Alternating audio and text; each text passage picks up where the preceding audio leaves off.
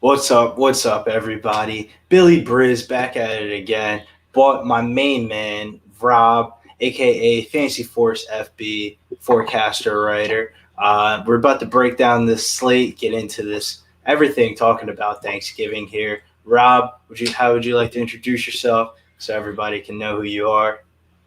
Hi, my name's Robert. In case you don't know me, Billy kindly has pulled up my Twitter right here at Fantasy Force FB. I'm looking at the gifs on the side. It's kind of funny, just like random non-football related things being there. But so basically, some of the best features about my page, I retweet a lot of content, not necessarily content that I agree with, but content regardless, because I'm not always right, and no analyst is ever right. So the more opinions that you see, the better. And I also post a weekly matchup breakdown, basically a little thread on Twitter and an article on the website where I, give a little fantasy insight to each matchup each week. Yeah, one of my favorite articles to read in the industry. But we're going to hop right into this one. We're going to talk about this first game here, Houston versus Detroit, the highest team total. A little bit sad and pissed off that the Ravens and Steelers game got postponed to the Sunday slate. Any thoughts about that, man? I was pretty pissed off, man. I'm a big Thanksgiving Day football slate person. I was looking back at my sheets from a couple years ago, trying to find different correlations, and then I get that news drop, and I'm like, all right, what the fuck? I feel that. I live with my fiance, and her entire family is Steelers fans, and not only, I was just kind of looking forward to all of us after Thanksgiving dinner, watching that primetime game. And plus, I know a lot of the Steelers players themselves are mad about it. Like, did you see that Juju tweet where he basically came out and said, like, first they took our game, changed our bye against the Titans because of another team not being able to handle it. Now they take away our primetime game. Like, I feel for him, and, COVID is changing. I was honestly shocked that Juju said that because I didn't think he was going to be playing in that game, to be honest with you. Is he dealing with injury? I didn't even hear. Yeah, if you didn't know, Juju in that game on Sunday, he actually caught a ball and he went out of bounds and he slipped on like the penalty.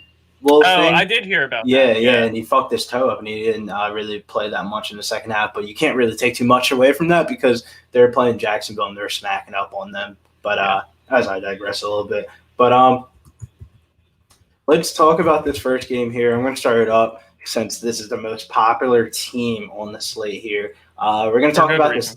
Yeah, for good reasons, man. We're going to talk about this Houston and Detroit Lions game here. First things first, Deshaun Watson, best play of the slate by a wide margin at the quarterback position. But I have DK pulled up here because he's probably going to be really popular on DraftKings as well as FanDuel. But I feel like you're going to have to get different here. But the reason why I like Deshaun Watson here, not only because he had that blow-up spot last week against New England, the Detroit Lions are the second team in the league that runs the most man coverage. And for man coverage, that leads to quarterback rushing yards. So I feel like Deshaun Watson's definitely live here for a rushing touchdown at any possible drive here, especially with David Johnson being pulled out.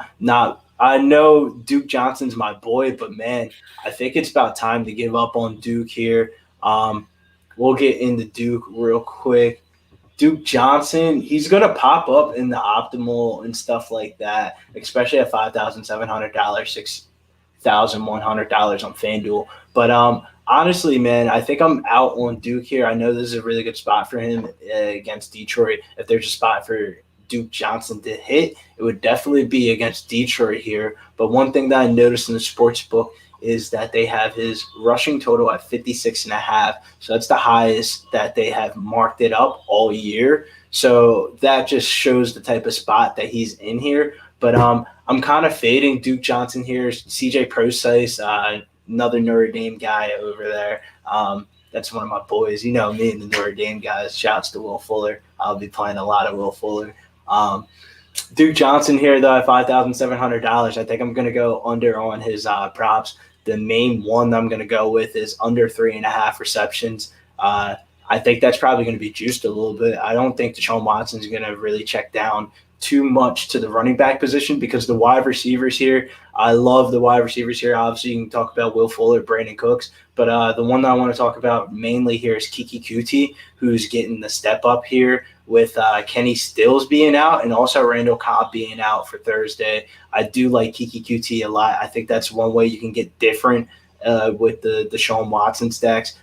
Any thoughts about the wide receivers here for the Texans? I know before the season we had a lot of talk about who would be the number one receiver, Brandon Cooks and Will Fuller. Early on in the season, it kind of looked like Will Fuller here, but of recent, Brandon Cooks' target share has definitely been jumping off here. I think he's top 10 in the league right now for target share for per team wide receiver number one. So it kind of looks like Brandon Cooks of recent. Any thoughts on that, Rob? Yeah, basically, I mean, I think Will Fuller is still the one, though. I think he's like the X sort of receiver in that offense. He's more of the downfield sort of threat. Brandon Cooks is kind of taking up that short receiving threat option. Not that he doesn't get yards, because he definitely does and can. But that said, Brandon Cooks is, you know, while I think he's more featured in the passing game and more targeted, I think Will Fuller has the more valuable targets that, like, you know, if I had to choose who to play on a weekly basis, I think Will Fuller has greater upside, and I'd probably be going with him.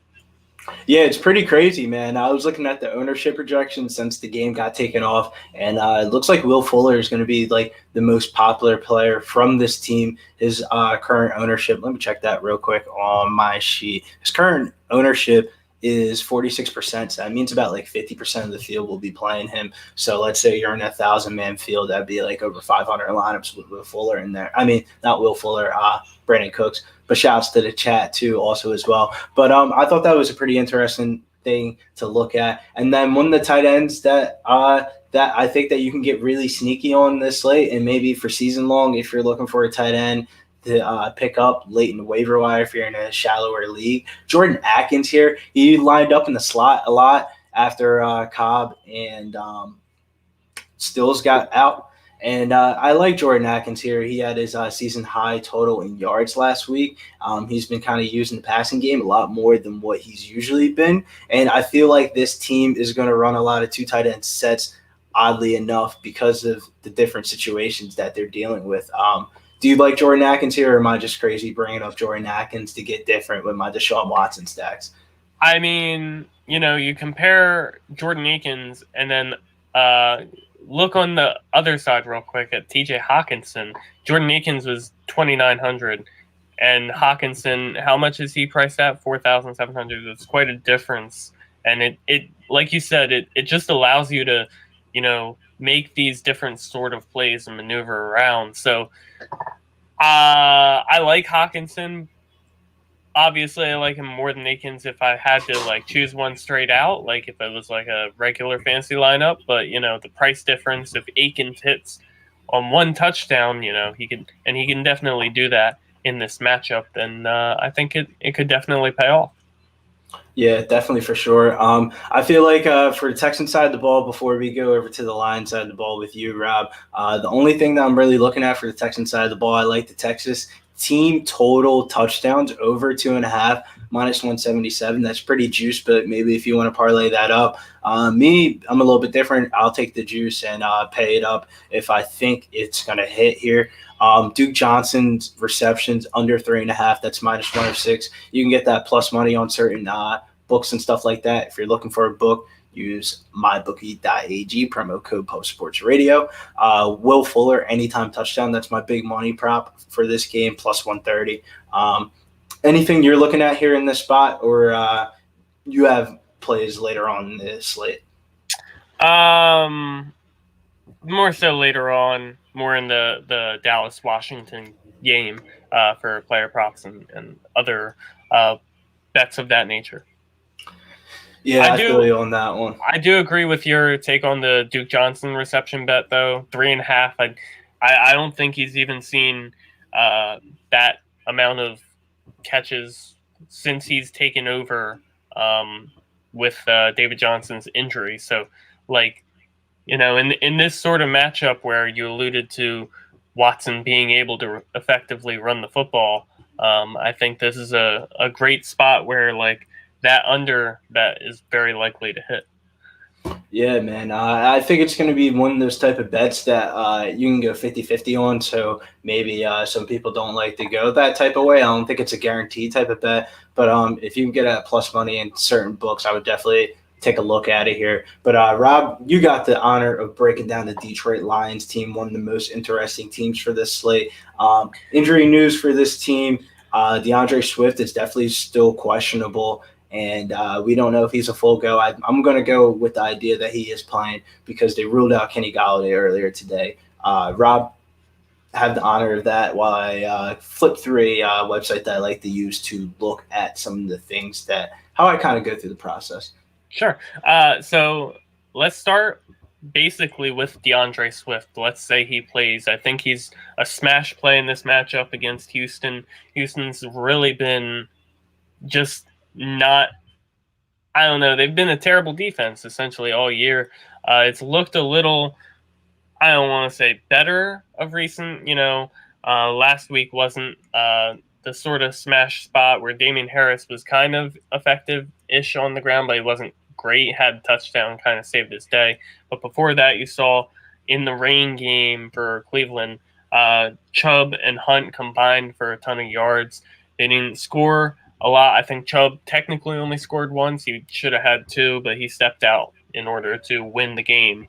But yeah, I think DeAndre Swift in this game, he, last week dealt with the concussion, was out. Before that, he literally had the job to himself. And I think Adrian Peterson was a little involved. To my knowledge, he only had a handful of carries. It was basically Swift's job, and I think it's going to be that same way again this week, especially considering the fact that Detroit last week, when they didn't have Swift, put up 0 points. So I think DeAndre Swift in this matchup, I would be finding any way possible to get him into my lineups here. If he by chance is out, I'm fine playing Adrian Peterson. But it's not like, yeah, I can't get behind that one. It's not only because Houston is such a good matchup. It's definitely not a play where he's kind of like a flex and you're hoping he gets into the end zone. But it's not like a play that you're confident in. It's not one you're excited about. There are other running backs on this Thanksgiving Day slate where you might, like, if DeAndre Swift is out, let me ask you, Adrian Peterson or Duke Johnson on the other side of the ball? That's actually a really good question because that's something that I've been looking at before this one. If that situation kind of happened, I'm looking to fade Duke Johnson here on this slate as a whole in general, but I guess if you're playing like a certain amount of lineups, you're going to have to dedicate a certain amount of ownership. So I guess I would say Duke Johnson, but around that price range, interestingly enough, is CeeDee Lamb of the Dallas Cowboys at $6,200 on FanDuel. They have like sort of somewhat the same pricing range, and on FanDuel, it's half a point PPR, and then on DraftKings, it's like the ESPN standard, which is full point PPR. So I feel like Duke Johnson loses a little bit of value on a half a point PPR, and maybe I'll chase the touchdown and less ownership with CeeDee Lamb there. But that's just kind of the type of pivots that I look towards, rather than like a running back to running back pivot, more like a running back to like wide receiver type of pivot. I feel for sure. So you mentioned Kenny Galladay being out. Looking at Stafford, I'd probably rather play, definitely rather play Deshaun Watson. I might even consider Andy Dalton in this before Stafford. It's just from what we've seen with Stafford without Galladay, it really hasn't been anything to get excited about. especially with his hurt thumb. I don't think, obviously, he's going to play. He's going to get the ball out to people, but it's not going to be effective. And we kind of saw that last week too. The whole offense is just kind of off. And I think Swift helps a little bit because Swift will take those short receptions and he can do things with it after he establishes a run game. But I still think it's going to be harder on Stafford. The only reason I might consider Stafford over Dalton is that Andy Dalton primetime game narrative has been around him for decades. And then, he steps in that Arizona Cardinal game 2 weeks ago. No, 4 weeks ago now. And, we thought maybe, this would be different. And he showed the same signs of being primetime Andy Dalton. It's just when the lights get bright on him, you might not want to look into him. So, looking at this, that's the only reason I might consider Stafford over Dalton. But in this matchup, Houston is a defense that Stafford could take advantage of. But I just don't have the confidence in him doing that without Galladay. That said, I'm fine playing Marvin Jones. I'd probably play Marvin Jones over Brandon Cooks, honestly. Just for the upside, Marvin Jones is a downfield receiver. He's always got that potential for a big day. He's definitely a touchdown sort of guy. It says he only has 5 on the year. And he was kind of disappointing over the first half of the season. They started to get into more of a rhythm. The second time that Kenny Galladay went out, as you can see in the game logs as Billy scrolls down here, you can see he's started to hit a little bit more in the most recent weeks. So I think if you're shooting for upside, if you were to stack Will Fuller, Marvin Jones, I think that might be a nice play. And then we highlighted TJ Hawkinson a little bit when we were talking about Jordan Akins. I think he is going to be, I don't know, he's probably the best tight end to play on the slate, but I don't know. Just something. I feel you. I feel like he definitely grades out the best point per dollar tight end to play on the slate. But this is the type of position that you can really get ugly with this year. This is I feel like one of the more worst tight end seasons so far. Yeah, definitely. I was looking at his player prop on here. The line was 4.5 receptions. Basically saying he has to hit 5, and I think that's a little high, so that might be something that I'm more willing to hit on if I were to take a bet. And if I'm sitting here saying he's probably not going to get that reception total, then he has to hit in the touchdown area. That is something that he can do, but if I had to bet on a Lions receiver to get a touchdown, I would be more inclined to bet towards Marvin Jones than TJ Hawkinson, just based on the matchups.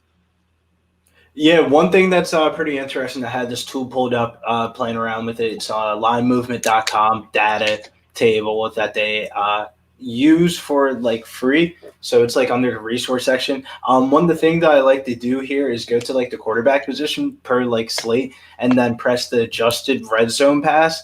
That means quarterback to touchdown ratio for passing to running. And one of the people that popped up here at the top kind of shocked me, and it was Matthew Stafford. And I squeezed him in a couple of my stacks. And one thing that kind of interested me here was if he does have the highest adjusted red zone passing percentage on the slate, then what receivers can we get on this slate that are kind of ugly that people aren't going to want to play? And one of the things that we noted here was that Kenny Galladay was going to be out. So one of the questions I wanted to ask you was, have you heard this guy, Jamal Agnew, who was kind of used last week more than anyone thought? He got 6 targets, 3 receptions. And then also we got Marvin Hall.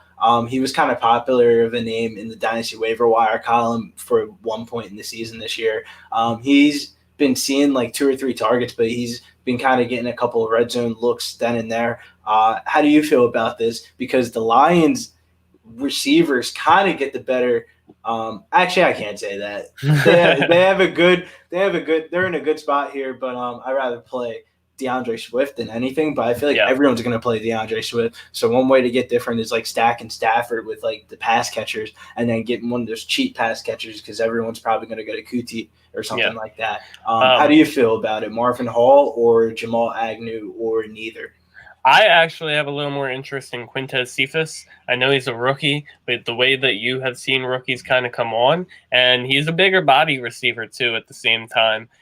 He isn't too involved, but the thing is, with Kenny Golladay being out, with Marvin Jones, TJ Hawkinson being kind of the ones that they're going to focus in on, Quintez Cephas does see a decent snap share. Marvin Hall has seen a little more targets recently, but he's primarily a downfield threat. I think Quintez Cephas is the more prototype sort of receiver, other than Marvin Jones, in order to be sort of utilized in that red zone role.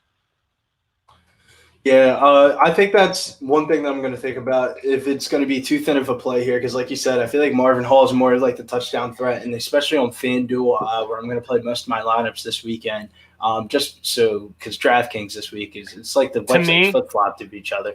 To me, Marvin Hall is similar to Jalen Guyton for the Los Angeles Chargers. Like, obviously, completely different team, completely different slate, Sunday game and all this. But Jalen Guyton is a guy that can hit on any sort of week, but if he doesn't hit on that long bomb, then you're going to be disappointed.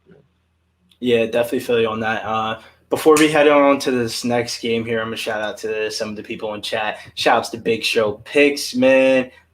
Shouts to Razor Sharp Picks. I know he's got the college basketball theme betting edge with me. TL, this is not a new show. This is kind of like the DFS show that we do on Pub here, but since it's Thanksgiving, it's kind of coming like really early on in the week here. So I guess you can say it's a new show just for this week.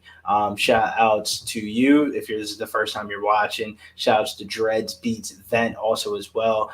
And Danny Sejo, he said, "What's up, guys? What's up, Danny?" And yeah, let's get that Miami and Jets game to take the Pittsburgh-Baltimore. Can you only imagine, man? I can't believe the NFL actually took that game off the slate because that's such a big money problem. But that's a discussion for, I guess, a different pod. Then we got Bob Ross. Do I play Andrews or Hawkinson this week? For this slate, Andrews is off this slate. We noted that in the beginning of the video, that Baltimore and Ravens game. Oh, man. No, you did right the first time. I know, right? Steelers and Ravens game got taken off the slate. It's because they're divisional teams. I always feel like they'd be playing against each other. And I know Big Show's a Lions fan. If he's talking like redraft, dynasty, whatever, I would probably be more inclined to play Hawkinson. I feel like he's more like likely to get a target share. Baltimore is just kind of a weird team where there's, 200 passing yards to split between. And, it's the Pittsburgh Steelers too, so it's not even the best matchup. So Andrews, I feel like you're hoping for a touchdown most weeks. And most weeks he tends to get them. I just wouldn't be counting on him to get them this week against Pittsburgh. I feel a little bit indifferent about that. I kind of like Andrews this week, more because the Ravens are going to be in a negative game script, but I'm also a crazy man, and I'm still playing Hollywood Brown in my DFS line. Yeah, I don't know why money, you are. Man. So, that's how I feel about the Ravens team here. But let's get into the second game over here and talk about this Washington Redskins and Dallas game here. Washington football team. I keep on doing that, man. Being an Eagles fan, I always remember them as the Redskins, so it's been so hard for me to get used to that here. I'm going to break down the Washington football team side of the ball here. To be honest with you, when it comes to Alex Smith, I think that's a better, I can't even say that. I think the game is really going to be coming down to the Washington defensive line versus the Cowboys offensive line. I feel like people kind of have a misconstrued conception that the Dallas offensive line is still what it used to be back in the day when they're like one of the best ones in the league. Nowadays, man, they're below average, probably one of the worst in the league here. So the Redskins, they're dealing with a lot of injuries. Yeah. Tyron Smith isn't playing. Zach Martin is, but Travis Frederick retired, if you remember that. L. Collins, I'm not sure that he's even playing at the moment because I remember he was on IR. I just don't know if it was season ending or not, but I haven't heard anything about him coming back. So I don't believe he's playing either. So that's 3 offensive linemen that they had last season that they don't have at this point in time. And then, like you mentioned, Washington, they could definitely put pressure on the quarterback. Yeah, man, that's one of the things I'm really concerned about here because I feel like this is a totally entire different matchup than the Vikings last week, where the Vikings kind of bleed points to the receivers and to that position and stuff like that. And the Vikings are, I feel like that was a trap spot. Dallas just kind of in a good spot here. I kind of favored the Washington football team here in this spot with Alex Smith behind quarterback center. But for fantasy purposes, though, I kind of don't like Alex Smith at all whatsoever, but I do kind of like some of the pass catching options here. Alex Smith, I don't want to play any props on here for Alex Smith. As you can see of recent, man, he's been kind of below average type of quarterback. Kind of just doing just enough to get the job done. But he did have a couple of spike weeks for yards against New York and Detroit. But I feel like that was more of the good matchup here. But I guess you could say it's a good matchup here against Dallas. I kind of don't like Alex Smith, but I kind of feel like I'm contradicting myself because I love Terry McLaurin here in this spot. Scary Terry is about to motherfucking eat in this spot here against Dallas. You can kind of see it here when they played against each other week 7. He had 7 receptions off of 11 targets for 90 yards and a touchdown. Really good spot here for Terry McLaurin. Rob was talking to me about this, trying to edge me on before the show to play his touchdown prop. I want to see what is his plus touchdown 135. prop. Plus 135. All right. Still don't know if I want to play that one because Will Fuller's at plus 135. I really do like the over 5.5 receptions here for Terry McLaurin. That's where his prop is set at across the books. And I would definitely put that in the same game parlay for playing on FanDuel over 5.5 receptions for Terry McLaurin. I think he eats here in this spot. It's kind of interesting here when you talk about the secondary wide receivers for Washington. It's kind of Terry McLaurin, and then you could say number 2 is kind of like Logan Thomas, $3,500 here. I feel like this is the type of play that's going to become more popular since Mark Andrews got taken off the slate. But I think I'm going to fade this spot here for Logan Thomas. Not a big fan of like the upside. Like I think he has a solid floor, but I don't know if he has the upside. Without Kenny Galladay on the field, like we said earlier, TJ Hawkinson is definitely viable for a touchdown with like a 60-yard type of day with 4 or 5 receptions, and that's definitely the most optimal play there at that position. And you have Jordan Atkins, who's just going to be lined up in the slot. So I feel like that kind of overshadows a guy like Logan Thomas there at $3,500. I kind of like those 2 plays a little bit better. And then also looking at the wide receivers here, if I had to pick a wide receiver that wasn't Terry McLaurin on this team, man, I would probably have to say Cam Sims here at $3,300. I mean, you're gonna have to do something different to hit the optimal for showdown slates and stuff like that. And I definitely like Cam Sims here. He's been getting used a lot more of recent since that New York Giants game here. As you can see, 17 DK points, 9.4 DK points, and then 4 DK points last week. So I think he's a viable play at bare minimum price, close to it. But I think the best play from Washington here, besides Terry McLaurin, is going to be Antonio Gibson. Rob, I know you're a J.D. Mckissick fan, but I feel like Antonio Gibson's usage since week 9 has definitely been relevant because he's been popping up a lot more. I feel like he's a game script type of running back. If they're in a passing game type of situation, they'll probably use a guy like J.D. Mckissick. I would say different roles in general because McKissick will even line up in the slot sometimes and not even be a running back in the backfield. But I love Antonio Gibson here. I think he's the best, second best running back play point per dollar behind Swift. And then I think he's the 3rd highest projected running back behind Zeke, Swift. Then it would be Gibson here. Rob, anything you want to touch about on the Washington side of the football if I missed it?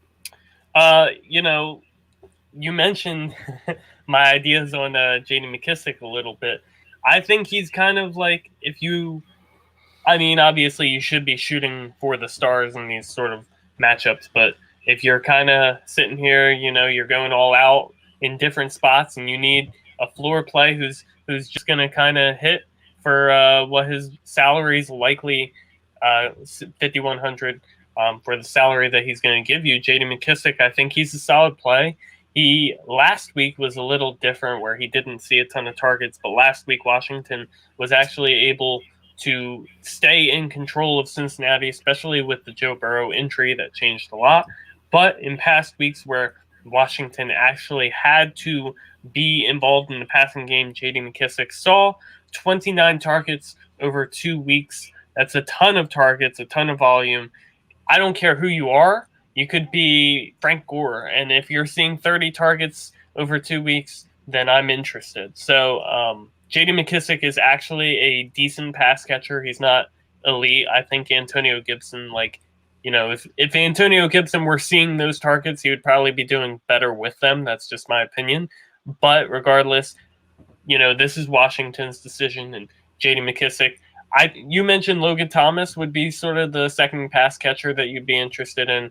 I think J.D. McKissick is essentially that second pass catcher that I would be interested in. Like I said, if you're going to upside all throughout your lineup, you're playing receivers like Marvin Jones, Will Fuller, stacking them with like Deandre Swift and all this, and you just need a slightly cheaper option who will definitely give you what your salary is and not do so much more than I think J.D. McKissick is a solid play.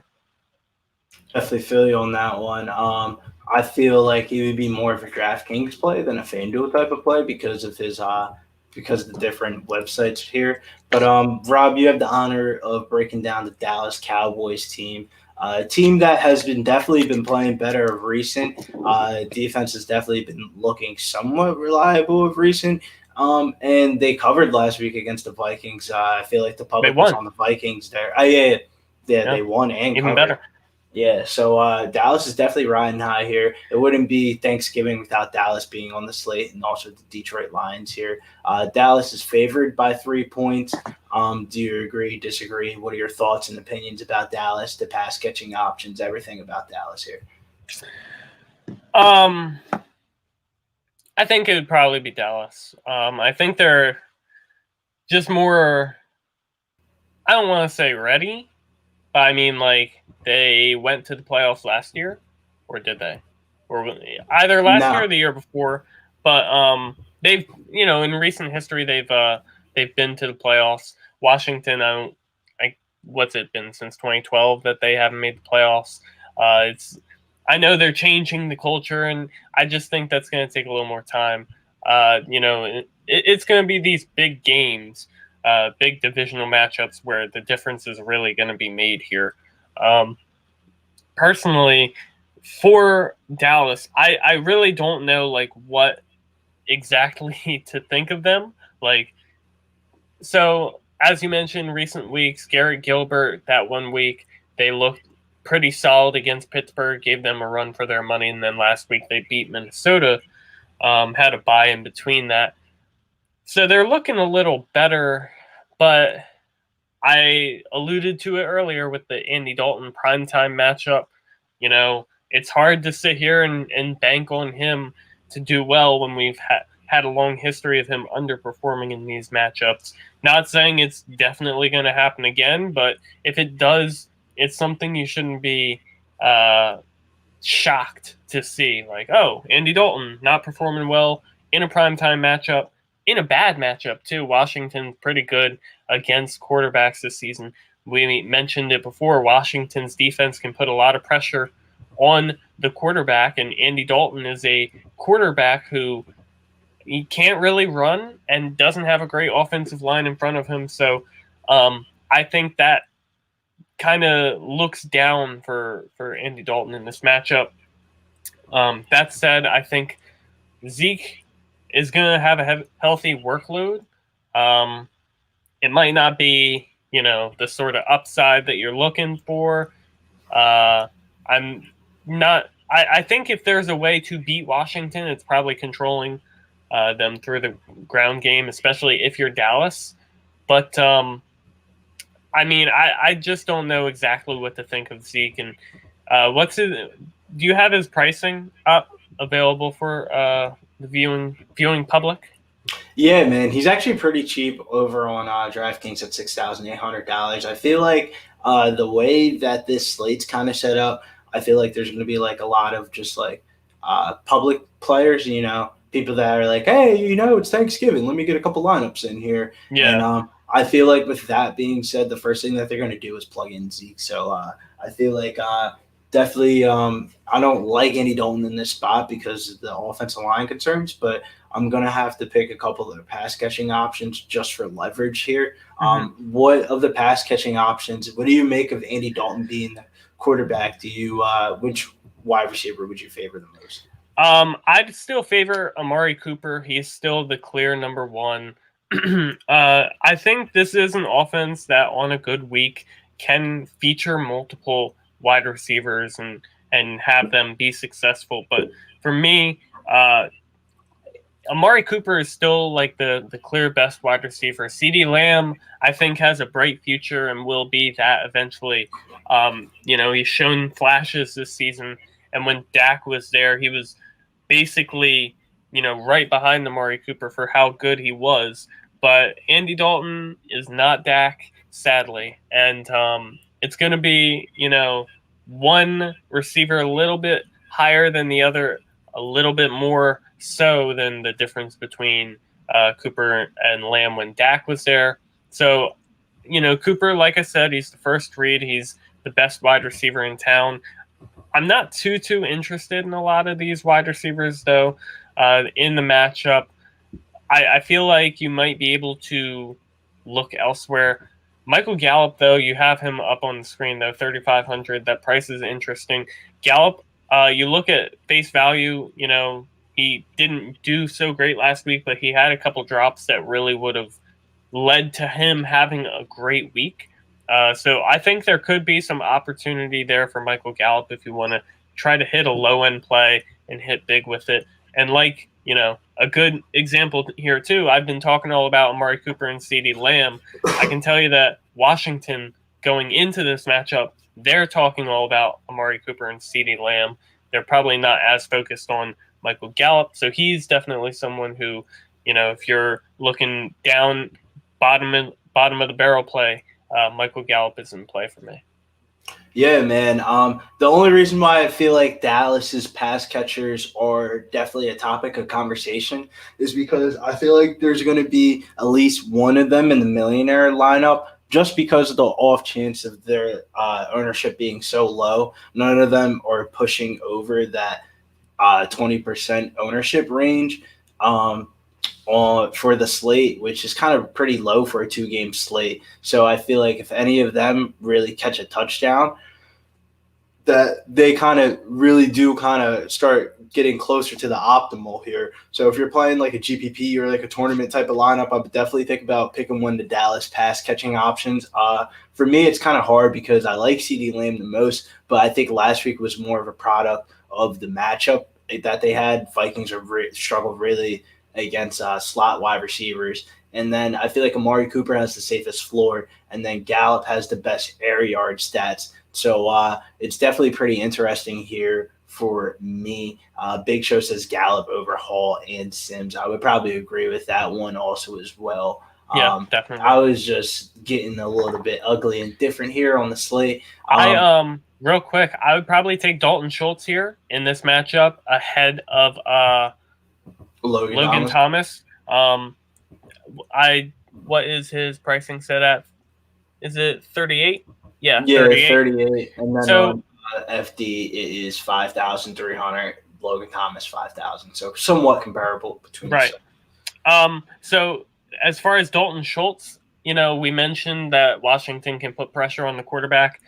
This is a situation where Dallas could kind of take advantage and have Dalton Schultz run these short routes that are kind of, set to be a check down. And, he may not get a ton of yards. And, last week, 4 for 25 and a touchdown. That is a line that I could very well see possible again for Dalton Schultz. And Washington, their defense is pretty good, but if they are allowing points anywhere, it tends to be the tight end position. So I think Dalton Schultz is definitely in play here. He's probably my second favorite tight end for the entire Thanksgiving Day slate behind Hawkinson. I can get behind that one also as well. For me, it would probably go TJ Hawkinson and then Jordan Atkins, just from the aspect of I'm definitely going to want to play Deshaun Watson here. The quarterback options aren't really too pretty, so I want to get different a little bit on the slates here. Big Show says, how many total touchdowns do you think we'll get between across these two games here? Let me do a little bit of math here and give you that answer. No way, Jose. I feel like so over under real quick, over under for the Detroit game, I believe is 50.5, and for the Cowboys game is 46. So as far as touchdowns, I think that's implying between the two games, what's that?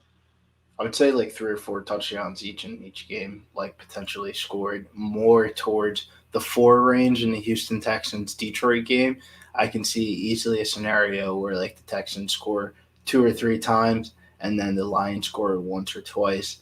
But it's also, I can see that being going under the 55.5 total. And then for the Washington Dallas game, I can definitely see that under hitting also as well. So I don't know, man. The touchdown totals seem a little bit sketchy here. But Rob, if you had to come up with a Thanksgiving Day parlay, what would you go with? Would you go with a teaser? Would you go with a money line? Would you go with a touchdown parlay? What would you go with?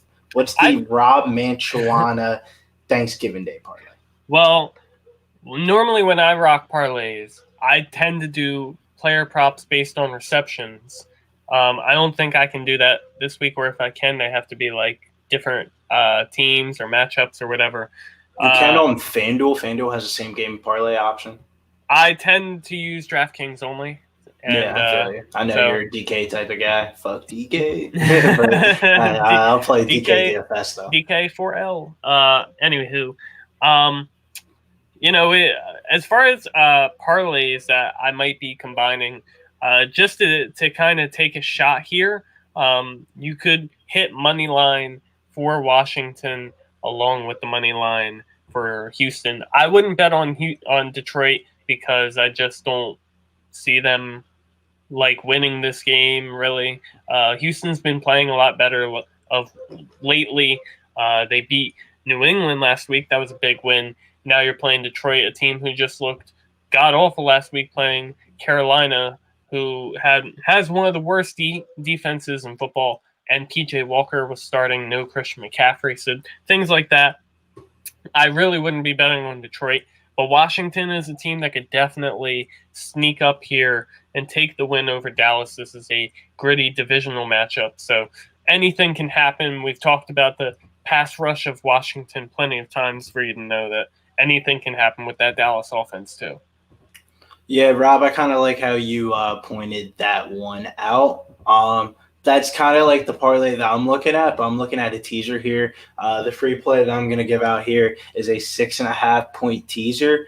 You could tease that down and make the Houston Texans a plus 3.5, and then Washington football team plus 9.5, and you get that parlayed up at minus 127 odds. Depending on what book you're playing on, you can double up your money and put $100 down to get $200 back. But on a website like DK or FD, you would probably want to do the Rob Moneyline parlay and get more bang for your buck here. Before we go on out of here, is there anything that you want to touch up here on the Thanksgiving Day slate? I feel like summary of my plays for the slate, I'm kind of really heavy on the Texans overall as a whole. I'm going to eat the chalk here, play the Texans team total over 2.5, Duke Johnson under 3.5, Will Fuller anytime touchdown prop at plus 130. And then for the Washington football Dallas game, my plays are going to be over 2.5 receptions for Logan Thomas, over 5.5 receptions for Terry McLaurin also as well. Those are a little bit juiced up, but it's Thanksgiving Day, 2-game slate. You can't really do anything about it. Rob, any summary for plays for you? Anything you got going on? Anything you want to let the people know? Sure. First of all, I want to give a little quick shout out to Big Show Picks. I see him in the comments over here. He said kind of like the Lions first / Texans second half. So basically take the bet on the Lions in the first half, Texans in the second half. I can definitely see that happening. Looking ahead, we talked about this a little bit, but you talked about the Will Fuller touchdown prop. I'd like the Terry McLaurin touchdown prop about as much, plus 135 compared to your plus 130, so they're very similar. If you can, parlay them together and kind of get a nice little hit there, that would be even better. And then a nice little reception prop too, like you mentioned. My affinity for J.D. McKissick, someone I mentioned here, his line is set at 3.5. I feel like that's really easy to hit, especially if Dallas's offense comes to play today or tomorrow. If they come to play tomorrow, then J.D. McKissick will definitely be involved, and he'll definitely hit that over. He even has a shot to hit it regardless, so I would be looking at that line as well. And then CeeDee Lamb, you talked about the touchdown prop, plus 175. I feel like he's definitely got as much of a shot as anyone involved. Real quick, let me see if I can. Just a question for you. Michael Gallup is plus 260 for the anytime touchdown prop. Would you be interested in that at all? Because if I did play Michael Gallup, I would play more of like a. It's kind of more stupid to say this because of if he did score a touchdown throughout the game, I would probably be pretty pissed off that he did score that touchdown. But if I did look at Michael Gallup, I would look at Michael Gallup first touchdown of the game for the Cowboys at plus 1,600, kind of get a little bit more bang for your buck. Or sometimes even live betting, it's kind of a little bit harder on Thanksgiving, but if you can live bet it, I would kind of live bet Michael Gallup like next touchdown score, and it'd be like crazy odds or something like that. Let me see if I can hit up anything in chat that is any questions here. He says Dallas is going to show up in the first half. Yeah, one of my subscriber plays that I have put out is Dallas first quarter plus 150 to win. I kind of like Dallas to start off hot early in that game on Thanksgiving. If you remember last year against the Bills, they kind of did the same exact thing also as well. So kind of an interesting thing to think about. Danny says, I like the Texans also as well. And he says, Houston and Dallas, better teams and better performances. The only thing that I don't like is I feel like the average public is going to go Texans, Cowboys money line and stack those two definitely up. That's kind of why I swapped it out there with the Washington pick. Like that's, kind of a way to zig when everyone else is zagging. Yeah, I want to take the points with the Lions, man, but that whole entire Stafford situation kind of has me thrown off. I think it's more of like a DFS type of play rather than like me put my hardcore money on a sports bet right there. But before we head on out of here, make sure you check out Pub Sports Radio and the different merchandise that we have up on the website. As I pull that up over here, I know we got a lot of new shirts in the lobby now. We got Razor Sharp Picks Cash It hat. We also have the Pub Sports Radio cap. We have the Clint Diehard MMA shirt. We also have the Weeby Pubbin shirt, Mo and Nikki. We also have the Cash It Razor Sharp shirt. That's also a new shirt. We have the Diehard Stimulus shirt, the Pub Sports Radio regular shirt. All these different shirts can be found over on pubsportsradio.com/shop. And that's where you can get all your nice merchandise. Make sure you get yourself something nice and your girlfriend for the holidays also as well. Before we head on out of here, make sure you check out the Dynasty Force podcast. Me and Rob usually go live on Wednesdays every week, and that podcast is available through Spotify and Apple Podcasts, really whatever podcast device app that you use. You can find us over on there. That's kind of where we give more of a broad viewpoint, kind of narrowed down on fantasy plays and stuff like that. And that's as much as I really got going on. The answer Lyrical Loops question: should I pick up George Kittle? I would not pick up George Kittle. I don't think he plays for the rest of the season. How about you? He could. I think he's eligible. Well, he's not eligible, but they're expecting him to potentially be back for maybe week 16, which is fantasy championships. That's crazy. But if you have the roster, him, do it. The thing that I'm saying here is that San Francisco would probably not bring him back unless they're in playoff contention. And I don't expect them to be in playoff contention, especially in the division that they're in.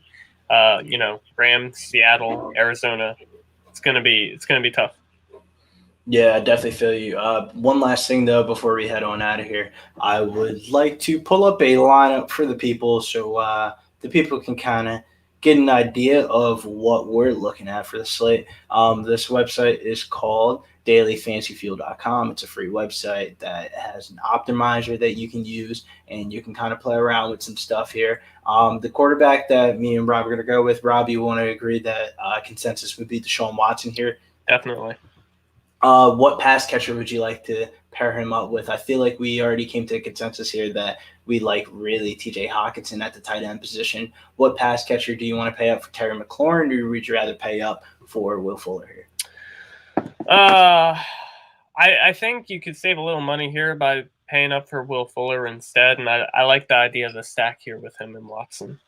Yeah, we're going to definitely put in Will Fuller and Cooks right off the bat, and then we're going to run it back with Swift, and then because Swift is definitely the best play on the slate if he does play. Yeah. And then we're going to press optimize here and see what lineups that we can get with this stack here. One of the things I really like to do for tournament lineups is correlate my lineups with double stacks. So have the quarterback with the 2 pass catching options, and then have the running back and another pass catching option on the bring back. And this lineup kind of popped out: Watson, Swift, Duke, Fuller, Cooks, Lamb, Hawkinson, Elliott, and the Cowboys defense.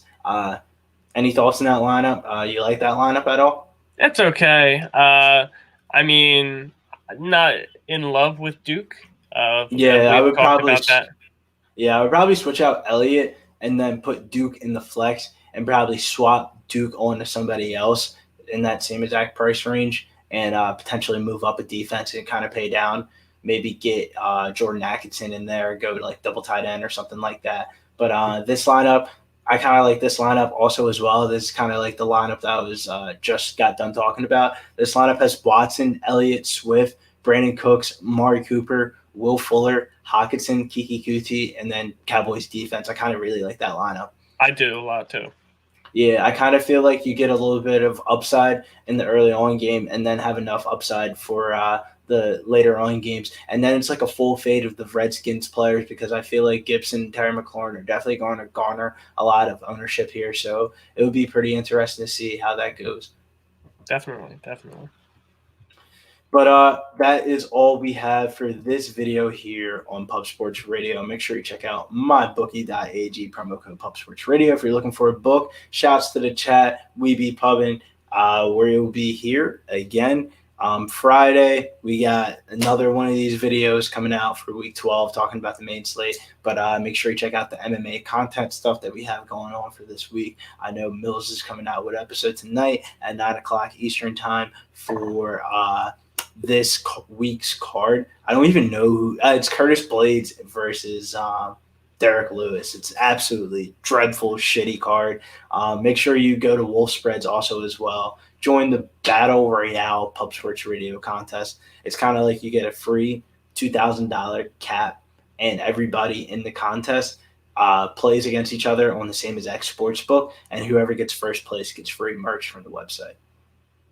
So it's a pretty interesting thing that we do here on the website. But salute to everybody. We out. Rob, where can they find you at over on Twitter? At Fantasy Force FB, or you can find me running the show pod at Dynasty Force Pod. Yes, also make sure you check out Dynasty Force Podcast. Thanksgiving Day matchups. We broke everything down. Hopefully everybody has a great, safe holidays. Make sure you stay away from the COVID. Keep your social distance. Wear your mask if you're going out. And have a safe, blessed holidays. We are out.